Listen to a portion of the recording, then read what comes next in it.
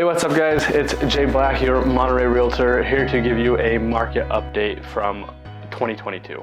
So this isn't just the December market update, I'm going to cover the differences between 2022 and 2021 as well. We're going to kind of run over all those numbers and even go back as far as 2019 to kind of see what the difference is between last year and what a normal market kind of looks like.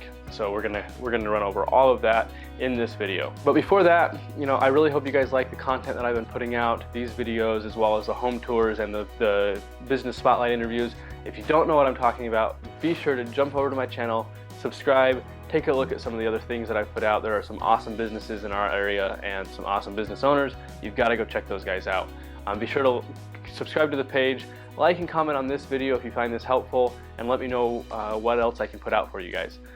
So anyway, market update. Median sales price in December was $722,500. That's down from $750,000 from November. That's a 3.6% decrease. Median days on market went from 30 to 35, so we had an increase there. Now going back to median sale price, that is also down from the year before, from 2021, from December of 2021, down from $840,000, which is a 14% decrease. So that's a pretty big drop from 2021. Now I want to compare the decrease in November, from November to December, to 2019 as well. The median sales price in November of 2019 was $655,000. We had a decrease in 2019, that December, to $590,000. So that shows a pretty significant decrease there as well. That was kind of a normal market back then, right? The other thing to consider is the inventory numbers in 2019. So 2019, we had an inventory of just over 1,200 homes active and on the market in December. Well, in 2022, we had 842 homes active and on the market. So we've still got a really low inventory, that's like 2/3 of the inventory compared to 2019. Now that's important just because we need to look at supply and demand, right? If you have demand and your inventory is still low, well that's still going to affect the pricing. Now the demand has dropped off because of the increase in interest rates, but there is still demand. Places that are priced well are still selling quickly. It's still a market that is considered a seller's market because of the low inventory, and we're still at like 30 being the median days on market. So it's still considered a seller's market. Now it's definitely shifting. It's coming towards more of a balanced market, which is kind of what we want. That would be ideal, especially for the buyers out there. So those are just some factors to consider. Now let's go over 2021 numbers, just to throw those out there because 2021 was crazy, right? We actually had a decrease in sales price from November to December in 2021 as well. And that was from $815,000 to $800,000. So not as drastic as this year, but it's still a decrease. So that just shows that the market always slows down kind of November, December, and then starts to pick up again after the beginning of the year and really picks up kind of through the spring. So that's kind of just a cyclical market, that's normal. The median days on market were 13 and 11 for 2021. So we have, it's taking a little longer. So sellers, be a little patient. It's not going to be as crazy as it was in 2020, 2021. It's going to take a little bit more time, which is completely normal, totally fine. And things are still going to sell as long as you've priced them right. So listen to your realtor, trust them, they know what they're doing. And what does this mean for buyers and sellers? So for buyers, it means you've got a better chance of seeing properties before they're gone like this, right? Like that's what was happening. You've got a little bit more time. You can think about it a little bit more. Still don't take too much time, and because places that are priced well and are in good locations are still going really fast. So you want to make sure that you're doing okay. But it also gives you more time and more leverage for negotiations. So that's great. For sellers, what does it mean? It's still a seller's market. It's still an okay time to sell.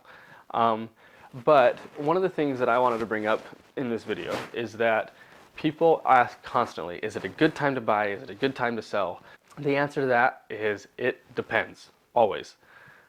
Always it depends. The answer should always be, in my opinion, it depends on your life, right? It doesn't, don't try to time the market. It's a terrible idea.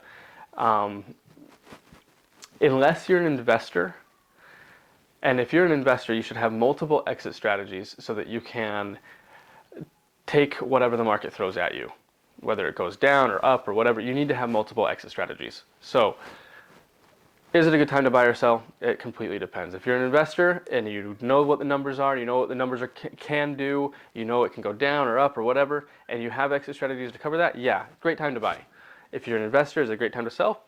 Yeah, prices are still really high, go ahead, sell. It's completely what you need to do based on your life. If you are a buyer for yourself, is it a good time to buy? Well, it depends.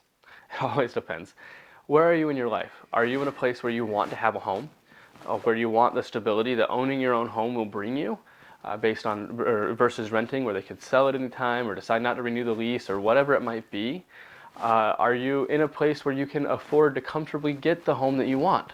If you're in that place and that's what you want to do, then yes, great time to buy.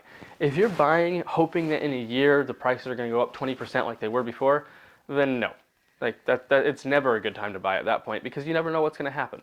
So make the decision based on where you are and what your needs are, and you won't ever regret it.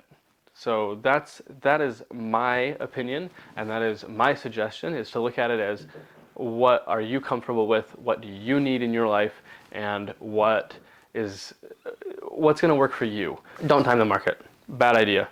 Nobody knows what's going to happen. Like, I know people who decided not to buy in 2019 because they were worried that there was going to be a big drop, and then they decided to buy in 2021 because they were afraid that it was going to keep going up, and now they're like, well, what should we have done? It doesn't matter. The best part about that individual is that they're happy now. They have a home, they are doing some upgrades, and they are super excited that they have this home. It's their home. They are able to have their family there, and they don't have to worry about it anymore. So that's my advice. Take it or leave it. Up to you. Anyway, thanks for watching.